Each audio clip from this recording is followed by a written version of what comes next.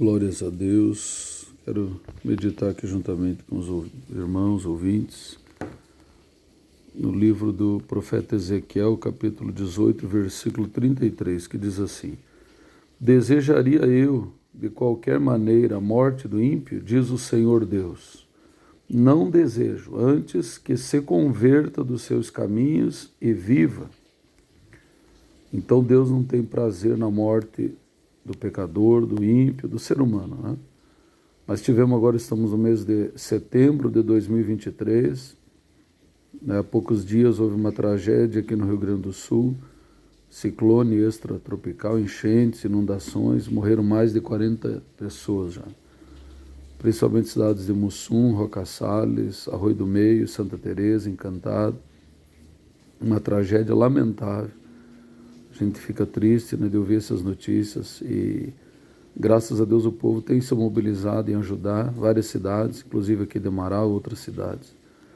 Mas o fato é que Deus não tem prazer, né? Vamos ler aqui também Ezequiel 33, versículo 11, que nos diz assim: Dize-lhes, vivo eu, diz o Senhor Jeová, que não tenho prazer na morte do ímpio, mas em que o ímpio se converta do seu caminho e viva.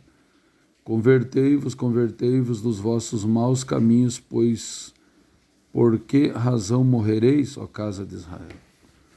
Então Deus não tem prazer na morte do ímpio, né? Também aqui Lucas capítulo 13, que nos diz assim: a importância do arrependimento.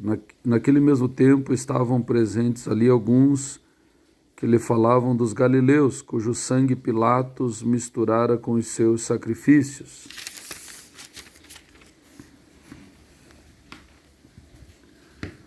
Respondendo Jesus disse-lhes: Cuidais vós que esses galileus foram mais pecadores do que todos os galileus por terem padecido tais coisas? Não, vos digo antes, se não vos arrependerdes, todos de igual modo perecereis.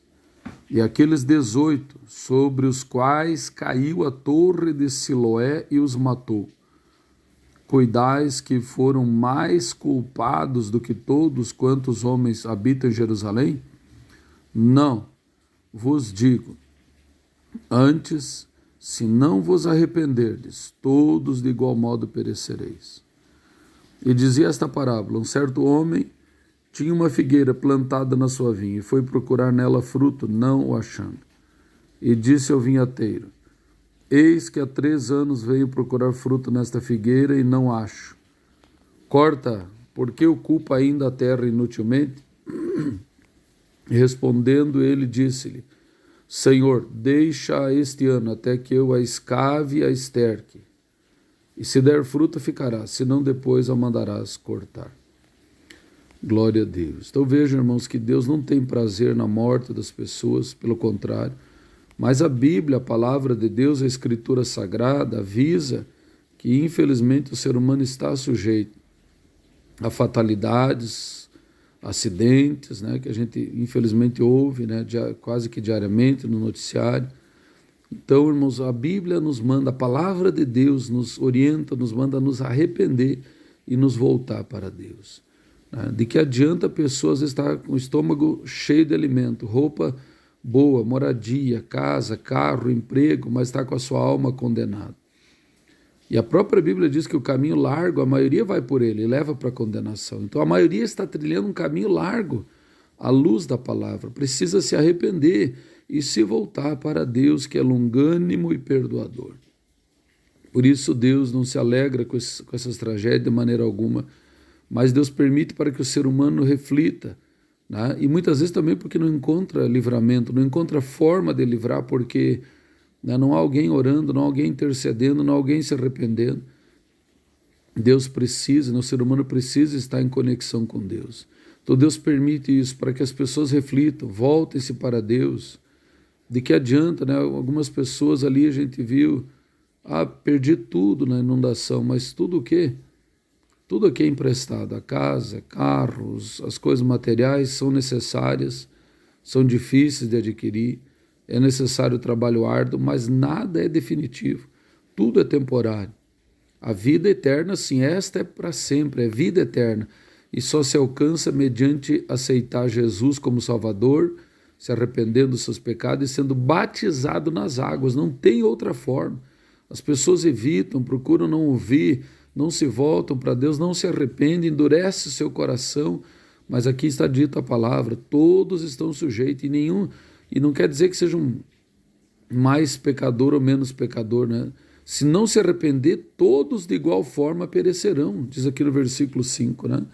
Não vos digo antes, se não vos arrependerdes, todos de igual modo perecereis.